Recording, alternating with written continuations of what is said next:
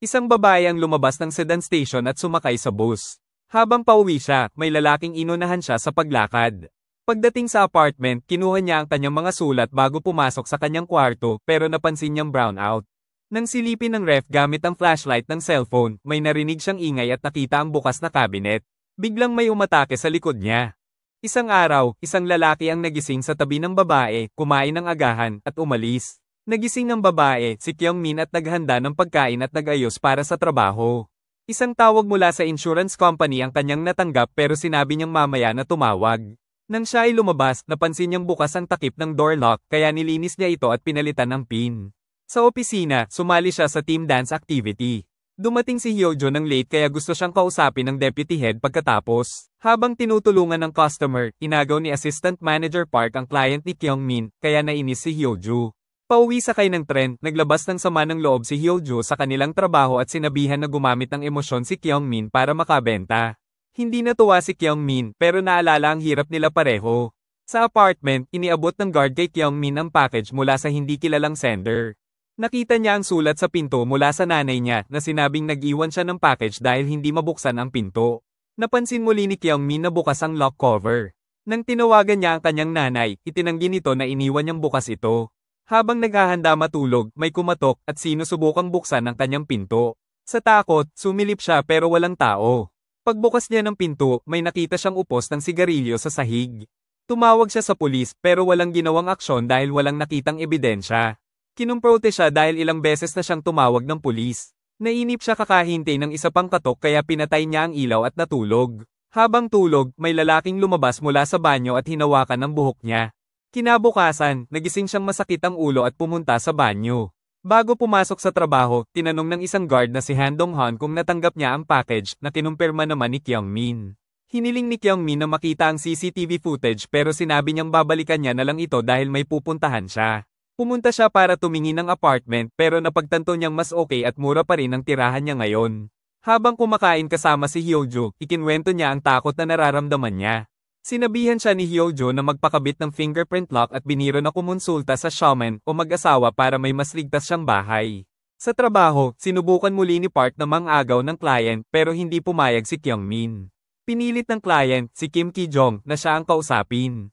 Nalaman niyang hindi makapagpadala ng pera si Ki-jong sa ATM. Nang tanungin niya ang status nito, sinabi nitong siya ay single at karpintero. Napag-alamang ni Kyungmin na magkapit-bahay sila. Nag-alok si Kyungmin ng savings plan pero hiningi nitong magkape sila bilang kapalit. Tumanggi si Kyungmin kaya nagalit si Ki-jong, sinabing pinaasa siya at binastos dahil siya ay mahirap. Sumigaw si Ki-jong kaya tinulungan siya ni Kim Song-ho na tumawag ng security. Bago palabasin, nagbanta si Ki-jong. Pag-uwi, narinig niyang pinapagalitan ng isang night guard dahil sa hindi pagronda nito na nakatitigan niya.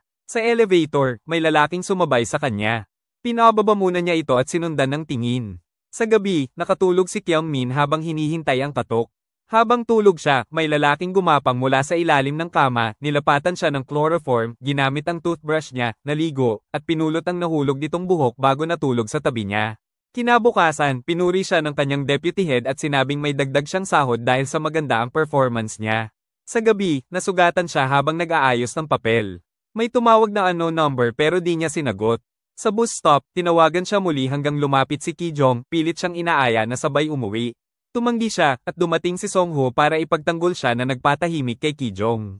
Inihatid siya ni Song-ho at sinabihan siya na huwag mag-atubiling humingi ng tulong. Sa apartment niya ay walang kuryente at nagulat siya nang may narinig sa pinto. Nang sumilip siya, nakita niya si Song-ho, dala ang wallet na naiwan niya. Ibinigay ito at nag-alok na tulungan siyang ayusin ang kuryente. Napansin ni Song-ho ang brief sa loob pero sinabi ni Kyungmin na siya lang ang nakatira roon. Nag-alok si Kyungmin ng kape. Nang gusto magpunta sa CR si Song-ho, inayos muna niya ang banyo at napansing nakataas ang toilet seat. Habang naghuhugas ng kamay si Song-ho ay nagtaka at tinanong siya kung paano nalaman ni Sang-ho ang unit niya. Hindi nakasagot si Song-ho dahil iniwan niya ito para kumuha ng kape. Paglabas ni Song-ho sa CR, isinara nito ang pinto ng kwarto. Habang nag-aabang si Kyungmin sa ground floor, dumating ang pulis at si Detective Lee. Hindi siya sigurado kung siya ang stalker at itinanggi niya na boyfriend niya ito. Dahil ayaw buksan ni Kyungmin ang pinto, si Detective Lee na mismo ang nagbukas. Natagpuan nila si Song-ho na patay, may tali sa leeg gamit ang necktie at nakatali sa doorknob. Sa interrogasyon room, umiiyak si Kyungmin nang sinabi ni Detective Lee na may signs ng struggle at third party at baka siya ang may pakana. Tumahimik lang siya kaya lalong nagalit si Detective Lee at sinabing tumingin sa kanya ng diretso. Itinanggi ni Kyungmin ang lahat ng paratang sa kanya ni Detective Lee. Lumabas si Detective Lee at isang pulis ang nagsabing may anesthetic sa dugo ni Songho pero walang nakitang ebidensya sa apartment. Dahil dito, pinakawalan siya. Sa trabaho, nagpakita ng simpatsya ang kanyang mga katrabaho kay Songho. Pagdating ni Kyungmin ay tinawag siya ng deputy head sa opisina nito, pinayuhang magpahinga at binanggit na may epekto ito sa kontrata niya. Pinag-usapan ng kanyang mga katrabaho ang posibleng pagkakasangkot ni Kyungmin sa nangyari na ikinainis ni Hyojo. Nang pauwi na si Kyungmin ay pinigilan siya ni Hyojo pero pinatigil siya ng kanilang deputy head. Nag-message si Hyojo kay Kyungmin na pwede siyang tumuloy sa kanila. Kinausap ni Kyungmin si Donghan at tinignan ng CCTV footage. Sabi ni Donghan na peke ang camera sa hallway at sa elevator lang ang gumagana. Sinabi ni Kyungmin na may kumakatok sa kanyang pinto, pero sabi ni Donghan baka lasing na residente lang ito. Pina-check niya ang kanyang unit at wala namang nahanap si Donghan na kainahinala. May tinawagan si Kyungmin para lumipat ng apartment. Habang naglilinis, nakakita siya ng RFID card sa sahig.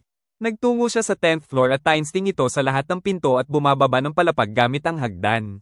Isang pinto ang kanyang nabuksan at pumasok siya. Tumawag siya pero walang sumagot. Nakita niya ang maraming sulat para kay Kang Sanhai at isang frame na may picture ng babae. Inimbestigahan nila ni Hyojo ang isang credit card statement ni Sanghai.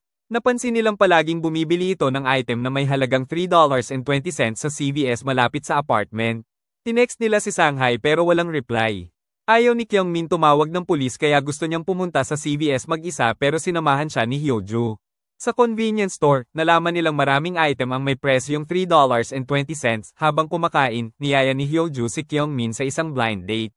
Biglang nag-text si Sanghai at binanggit ang pangalan ni Hyojo. May babaeng bumili ng item sa halagang $3.20 at agad umalis. Sinundan nila ito pero nakatakas. Naghiwalay sila para hanapin ito. Napadpad si Kyungmin sa isang abandonadong lugar at nakita ang pasang kumakain ng pagkain katulad ng binili ng babae. Tinawagan niya si Hyojo pero hindi sinagot.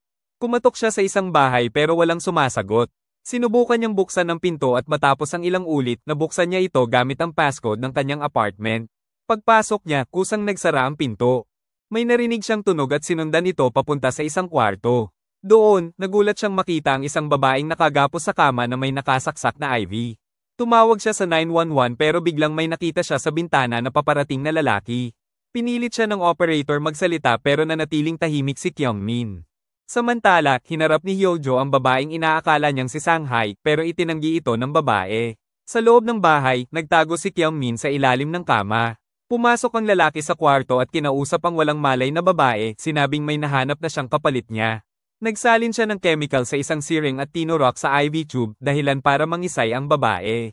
Umalis ang lalaki at sinubukan ni Kyungmin tumakas pero nagtago siya sa likod ng pinto nang bumalik ang lalaki at inalis ang kumot ng babae at laking gulat niya nang makitang wala na palang paa ang babae. Nakahanap ng pagkakataon si Kyungmin para makaalis sa kwarto. Nakita niyang naghahanda itong putulin ang braso ng babae gamit ang lag-ari. May narinig na ingay ang lalaki at iniwan ang babae. Nagtago si Kyungmin pero pusa lang pala ito. Bumalik siya sa kwarto, kaya dali-daling tumakbo si Kyungmin. Hinabol siya ng lalaki pero sa ibang daan ito dumaan. Nakita niyang naghihintay ito sa unahan kaya sumigaw siya ng tulong pero walang sumagot. Tumakbo siyang muli at nagtago. Akala niya ay ligtas na siya pero bigla ulit itong sumulpot. Dumating si Hyojo at binangga ang lalaki gamit ang wheelbarrow. Nagalit ito at pinabagsak si Hyojo at bumalik kay Kyungmin. Nakakita ng police car si Hyojo at sumigaw ng tulong. Tumakbo ang lalaki at tinulungan naman ni Kyungmin si Hyojo. Pagdating ng pulis, sinabi ni Kyungmin kay Detective Lee na ang code at lock ng bahay ay kapareho ng sa kanya, pero hindi niya nakita ang mukha ng lalaki. Sinabi ni Detective Lee na kung patay ang kanyang naiwang phone, hindi ito matretrack. Nabanggit ni Kyungmin na may suot ang lalaki na lumang relo. May isang pulis na dumating at nagulat ng bangkay ng babae sa trash can, hawak ang ID card ni Kyungmin. Kinumprante ni Detective Lee si Ki Jong, pinaghihinala ang stalker at killer. Pinakita ang CCTV footage pero nagalit si Ki Jong, iginiit na sinundan lang niya si Kyungmin at umuwi na. Nabanggit niyang may lag-ari ang killer, detalye na hindi binanggit ng pulis. Nang tinanong tungkol sa vintage watch niya, lalo siyang nagalit at tinakot si Kyungmin. Sa presinto, inamin ni Kyungmin kay Hyojo ang kanyang takot at galit sa sarili sa hindi niya pagtulong. Dumating si Detective Lee at humingi ng tawad sa pagdududa sa kanya. Sinigurado niyang makukulong si Kijong kapag nagtugma ang fingerprint. Sinimula ni Kyungmin ang pag-iimpake ng gamit para lumipat ng apartment at ibinalik ang susi ng kwarto kay Donghon. Samantala, pinalaya si Kijong dahil hindi tugma ang mga fingerprint. Habang kausap si Hyojo sa telepono tungkol sa pagkain, pinayuhan siya na siguruhing nakasara ang mga bintana at nakalock ang mga pinto. Di nagtagal, sinubukan ni Kijong lokohin si Donghon sa pagpapanggap bilang pinsan ni Kyungmin at sinabing nawala ng malay ang ama nito, kaya kailangan daw niya ang bagong address ni Kyungmin. Nag-alinlangan si Donghon dahil sa mga nakaraang insidente. Ibinigay ng isang lalaki ang susi ng unit kay Kyungmin. Kinagabihan, may kumatok sa kwarto niya at sinabing may package siya. Pagkaalis ng lalaki, binuksan niya ito at nakita ang nawawala niyang cellphone. Nakatanggap siya ng mensahe na may larawan niya habang natutulog. Tumawag si Hyojo sa kanyang bagong phone pero ang kanyang stalker ang nasa kabilang linya. Sa takot, tumakbo si Kyungmin papunta sa apartment ni Hyojo at iniwan ang kanyang susi. Pagdating niya, nakalock ang pinto ng building kaya kumatok siya at humingi ng tulong. Pinapasok siya ng isang lalaki at dali-daling umakyat. Nakalock ang pinto ni Hyojo kaya pinalo niya ito at ginamit ang fire extinguisher para basagin ang doorknob. Dumating si Kijong, hinayla siya at marahas na sinaktan. Kinaladkad siya habang sinasabi niyang magkape sila. Lumaban si Kyungmin at tinanong kung anong ginawa niya kay Hyojo. Sa gitna ng kaguluhan, dumating ang pulis at si Detective Lee at pinigilan si Kijong. Binuksan ni Kyungmin ang pinto at tumakbo papasok, nakita si Hyojo na walang malay sa kama. Samantala, may ibang lalaking pumasok sa bagong apartment ni Kyungmin at ibinalik ang kanyang susi. Sa ospital, pinagmamasdan ni Kyungmin si Hyojo hanggang sa magkamalay ito. Humingi ng paumanhin si Detective Lee at ipinaliwanag na pre-recorded ang video call na natanggap niya. Nagpaliwanag si Kyungmin na instinct lang ang pagresponde niya sa panganib lalo na't mahal niya si Hyojo. Tiniyak ni Detective Lee na kapag tumugma ang fingerprints ni Kijong sa ebidensya, tuluyan na itong ikukulong. Nang gabing iyon, binantayan ni Kyungmin si Hyojo. Pagkagising ni Hyojo, pinagalitan siya dahil hindi pa siya umuwi. Pinawi ni Hyojo ang konsensya ni Kyungmin at tinawag siyang tagapagligtas. Dumating at binigyan ni Detective Lee ng penguin-shaped surveillance cam si Kyungmin para sa seguridad. Nilinis ni Kyungmin ang kanyang bagong kwarto at in-install ang kamera. Pumunta siya sa convenience store kung saan kinausap siya ni Donghon. Nang tinanong siya kung may gumagambala pa rin sa kanya, umiwas siya at agad nagbayad. Habang palis, narinig niyang ang baniling item ni Donghon ay $3.20 at nakita ang lumang relo nito. Nagduda siya at agad umuwi at nilock ang pinto.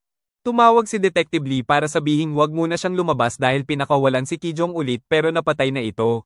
Habang nasa kama, pinanood ni Kyungmin ang surveillance footage at nagulat nang makita si Donghon na pumasok at nagtago sa ilalim ng kama bago siya dumating. Nang hawakan nito ang paa niya, nakatakas siya pero nahuli sa may pinto at isinakay sa kotse nito. Nagising si Kyungmin sa isang di kilalang lugar, katabi si Donghon na yamakap sa kanya. Mahina siya dahil sa pampatulog. Sinabi nitong doon sila titira at inilahad ang pagmamahal nito sa kanya. Nagbago ang tono nito at nagsimulang manakot. Nangakong puputulan ang mga bahagi ng katawan niya pag tumakas ulit. Umiyak si Kyungmin na nilapitan ni Donghon.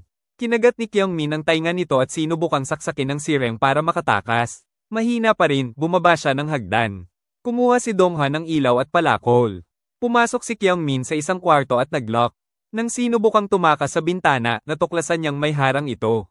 Dumating si Detective Lee sa abandonadong building at nalaman sa telepono na nagtrabaho si Donghon sa isang hotel na may mga ganitong kaso. Kinuha ni Donghon ang mga susi at binuksan ang mga pinto. Humawak si Kyungmin ng sirang salamin bilang sandata. Habang bubuksan na ni Donghon ang pinto, may narinig itong ingay. Inikat ni Detective Lee ang madilim na gusali. Sumigaw si Detective Lee at nang marinig si Kyungmin, nagtungo siya rito. Inatake siya ni Donghon mula sa likod pero nakaiwas si Detective Lee. Naglaban sila hanggang sa bumagsak sa hagdanan. Binuksan ni Kyungmin ang pinto, kinuha ang palakol, at bumaba. Nakita niyang nasaksak sa leeg si Detective Lee. Tumayo si Donghon habang napaluhod si Kyungmin sa gulat. Hinayla ni Kyungmin ang carpet, nadulas si Donghon at nabitawan ang baril. Kinuha ni Kyungmin ito pero walang bala. Binangga ni Donghon ang ulo ni Kyungmin sa sahig at tinangka siyang putulan ng braso gamit ang palakol. Pinindot niya ang sugat nito para masaktan. Nakatayo siya at nagtangkang tumakas pero hinagis siya sa sirang cabinet na bumagsak sa kanila at nakulong sa loob. Habang kumakawala, nilapastangan siya ni Donghon. Lumaban si Kyungmin at pinaghahampas ito ng baril. Nagtangka siyang tumakas ulit pero may nakaharang na mga pako. Nakawala si Donghon at sinakal siya. Tinulak ni Kyungmin ang ulo nito sa nakatusok na pako. Bumagsak ito sa kanya at napasigaw dahil natapos na rin sa wakas. Makalipas ang ilang araw, kinumpirma ng balita na self-defense ang pagkamatay ni Donghan at may posibilidad pang may iba pa siyang biktima. Bumalik si Kyung Min sa kanyang apartment. Nag-alok ang kanyang ina na dalawin siya. Pagkatapos mag-usap, napatingin si Kyung Min sa ilalim ng kama.